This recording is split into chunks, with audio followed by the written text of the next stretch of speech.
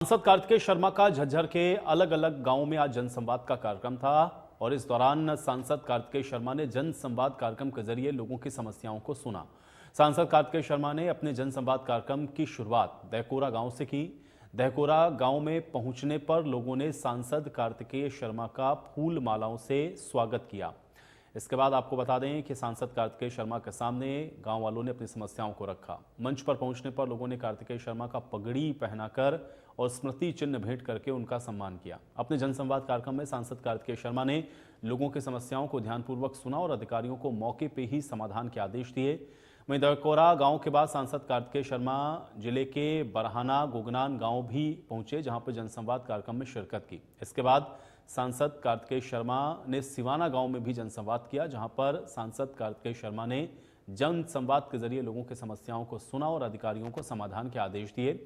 वहीं कार्यक्रम के बाद पत्रकारों से बातचीत में सांसद कार्तिकेय शर्मा ने कहा कि मेरे पिताजी विनोद शर्मा का झज्जर जिले से विशेष लगाव रहा है और हमारी कोशिश रहती है कि अपने लोगों के बीच में जाएं और उनकी जो भी समस्या है उनका समाधान करें। सांसद कार्तिकेय शर्मा ने कहा कि मुख्यमंत्री मनोहर लाल की सोच है कि सरकार की लाभकारी योजनाएं आम जनता तक पहुंचे और आम जनता उन योजनाओं का लाभ उठाए।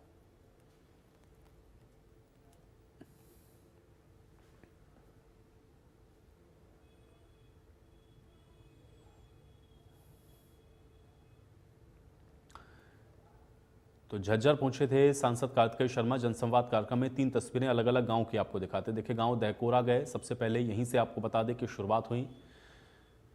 फिर दहकोरा से गांव बरहाना गुगनान पहुंचे सांसद कार्तिकेय शर्मा। यहां पर भी जोरदार स्वागत किया गया। जन समस्याओं को सुना सांसद कार्तिकेय शर्मा ने और समाधान के निर्देश दिए अधिकारियों को। फिर गांव सिवाना पहुंचे, जहां पर मंच पर पहुंचने पर पगड़ी पहना करके सांसद कार्तिकेय शर्मा का स्वागत किया गया और गाँव सिवाना में भी लोगों की समस्याओं को सांसद कार्तिकेय शर्मा ने सुना और उनके समाधान के निर्देश अधिकारियों को दिए हैं। तो झज्जर पहुंचे थे आज सांसद कार्तिकेय शर्मा, जहां पे जनसंवाद कार्यक्रम था और जनसंवाद कार्यक्रम में 3 अलग अलग गांवों में जाकर के ग्रामीणों की समस्याओं को सुनकर उनके समाधान के निर्देश सांसद कार्तिकेय शर्मा के द्वारा दिए गए हैं। तो झज्जर का ये गाँव दहकोरा है, यहाँ पर लोगों ने फूल मालाओं के साथ उनका स्वागत किया और 4 और तस्वीरें हैं। जनसंवाद में पहुंचने पर स्वागत हुआ, पगड़ी पहनाकर सम्मान हुआ, लोगों ने अपनी समस्याओं को रखा और जनसंवाद में लोगों की समस्याओं को सुनते हुए उनके समाधान के निर्देश अधिकारियों को सांसद कार्तिकेय शर्मा के द्वारा दिए गए। तो जनसंवाद का कार्यक्रम था। झज्जर जिले में मौजूद थे सांसद कार्तिकेय शर्मा, जहां पर 3 गाँव में अलग अलग जगहों पर सांसद कार्तिकेय शर्मा ने जनसंवाद में लोगों की समस्याओं को सुना। बेरी में से मेरा बहुत पुराना नाता है, मेरे परिवार का, मेरे पिताजी का, और विशेष तौर पे प्यार रहा है बेरी हल्के के साथ भी। और मैं कोई औपचारिकता करने आपके बीच में नहीं आया हूं।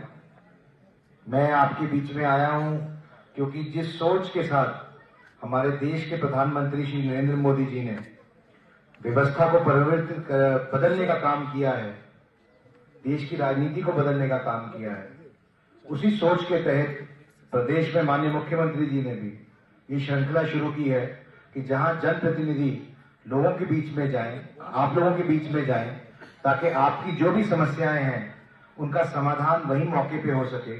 और किसी कारण से अगर कोई समस्या ऐसी है जो कि यहाँ पर नहीं, जिसका समाधान निकल सकता, तो उनके संज्ञान में लाई जाए और मुख्यमंत्री कार्यालय वो उसकी चिंता करेगा, उसकी समीक्षा करेगा और प्रयास रहेगा कि जल्द से जल्द उन समस्याओं का भी समाधान निकले। मुझे आज आपके बीच में आने का सौभाग्य मिला और आप सबका आशीर्वाद मिला, बड़े बुजुर्गों का, युवा साथियों का भी बहुत प्यार मिला।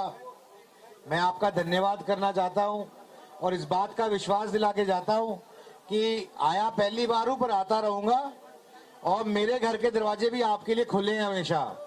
ये कोई औपचारिकता के लिए नहीं आया था।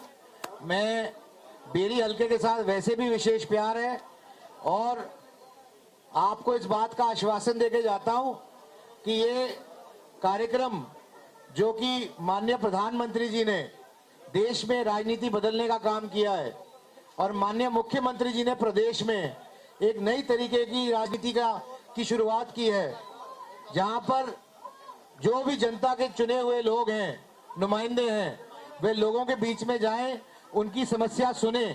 उसी श्रृंखला के अंदर ये कार्यक्रम था और ये बहुत ही अच्छी सोच है कि जो नेता हैं वो लोगों के बीच में आए, गांव में जाएं, उनकी समस्या सुने, समझें और जो समाधान निकल सकता है वही मौके पे समाधान निकालें और जो समाधान उसी वक्त नहीं निकल सकता वो बात माननीय मुख्यमंत्री के आगे रखें ताकि वो फैसला लेकर लोगों के हित की बात जैसी उनकी सोच और नीति है उसके ऊपर काम कर सके।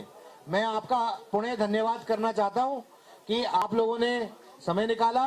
समस्याएं हैं और जो भी माननीय मुख्यमंत्री जी ने जो ये श्रृंखला शुरू की थी जनसंवाद की, इसका एक ही उद्देश्य था कि लोगों के बीच में जाएं जनता के प्रतिनिधि और उनकी जो भी समस्याएं हैं उनको सुन के उनका निदान वहीं पर किया जा सके। कोशिश की है कि ज़्यादा से ज़्यादा समस्याओं का निदान यहीं पे हो जाए और जो ऐसे विषय हैं जो पॉलिसी से रिलेटेड है उनको माननीय मुख्यमंत्री जी के समक्ष रखने का काम किया जाएगा। अभी तक 32,000 के आसपास ऐसी सुझाव पत्र मांग पत्र आ चुके हैं जिनमें से 9,000 से ज़्यादा का समाधान निकल चुका है।